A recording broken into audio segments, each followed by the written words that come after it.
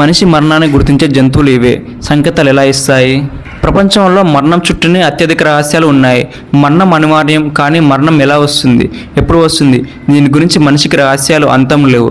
మరణం అంటే జీవితానికి ముగింపు, కాబట్టి అందరూ ముందుగానే మరణం ఎప్పుడు వస్తుందో తెలుసుకోవాలనుకుంటారు. కానీ మాటల్లో చెప్పినట్లుగా పుట్టుక, మరణం, వివాహం ఈ మూడు దేవుడు నిర్ణయిస్తాడు. ఎప్పుడు ఏం జరుగుతుందో ఎవరు చెప్పలేరు. పారానార్మల్ పరిశోధకులు దీనిపై చాలా కాలంగా పరిశోధనలు చేస్తున్నారు. ఇక హౌస్ ఆఫ్ వర్క్స్ అనే శాస్త్రీయ వార్తల వెబ్సైట్లో ప్రచురించిన ఒక నివేదికలో మరణం ముందస్తు వార్తలను తెలియజేసే అనేక జంతువులు ఉన్నాయని పేర్కొందనమాట. మరి దాని గురించి మనం ఇప్పుడు పూర్తి వివరాలు తెలుసుకుందాం.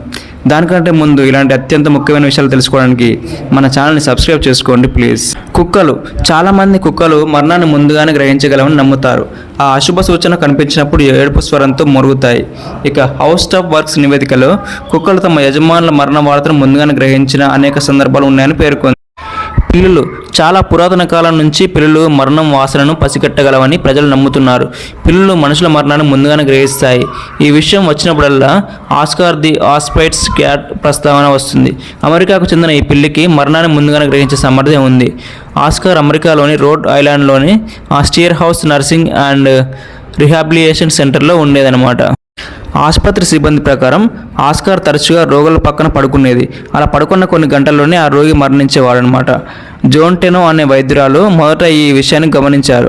రోగులు చనిపోవడానికి 2 గంటల ముందు ఆస్కార్ అక్కడ ఉండేదని ఆమె గుర్తించారు.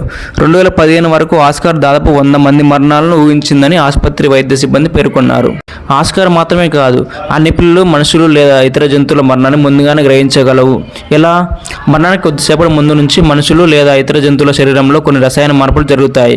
కొన్ని జీవరసాయన పదార్థాలు విడుదలవుతాయి. మనుషులు గుర్తించలేని ఆ జీవరసాయన వాసనను పిల్లులు పసిగట్టగలవన్నమాట. ఇక నల్ల సీతాకోక చిలుక. నల్ల సీతాకోక చిలుకను మరణ వార్తాహరుడిగా భావిస్తారు. నల్ల సీతాకోక చిలుక నిజానికి సీతాకోక చిలుక కాదు, అది ఒక రకమైన మాత్. రాత్రి చీకట్లో ఎగిరే ఈ నల్ల మాత్ను చాలామంది అశుభ సూచికగా భావిస్తారు. నక్క. చాలామంది నమ్మకం ప్రకారం పగటిపూట ఏదైనా ఇంట్లోకి నక్క ప్రవేశిస్తే ఆ ఇంట్లో తప్పకుండా ఎవరో ఒకరు మరణిస్తారు. సాధారణంగా నక్కలు పగటిపూట కనిపించవు, అవి మానవ నివాసాలకు దూరంగా ఉంటాయి. కాబట్టి పగటిపూట ఇంట్లోకి నక్క ప్రవేశించడం అంటే మనుషుల మూఢనమ్మకం ప్రకారం మరణం వచ్చిందని అర్థం. గబ్బిలం. గబ్బిలం మరణ వార్తను మోసుకొస్తుందని మన దేశంలో ఒక మూఢనమ్మకం ఉంది. దక్షిణ అమెరికాలోని మాయా, అజ్టెక్ నాగరికతలలో గబ్బిలాన్ని మరణ వార్తాహరుడిగా భావిస్తారు. ఇక శాస్త్రవేత్తల ప్రకారం జంతువుల గ్రహణ శక్తి, శ్రవణ శక్తి, పరిశీలన శక్తి వాటికి అనేక ప్రమాదాలను ముందుగానే గ్రహించే శక్తిని ఇస్తాయి. అయితే ఈ విషయంపై ఇప్పటి వరకు ఏ శాస్త్రవేత్త 100% స్పష్టంగా లేదా ఖచ్చితంగా ఏమీ చెప్పలేకపోయారు. కానీ ఇదే నిజమని చెప్పేసి ఎంతో కాలంగా అందరూ నమ్ముతూనే వస్తున్నారు.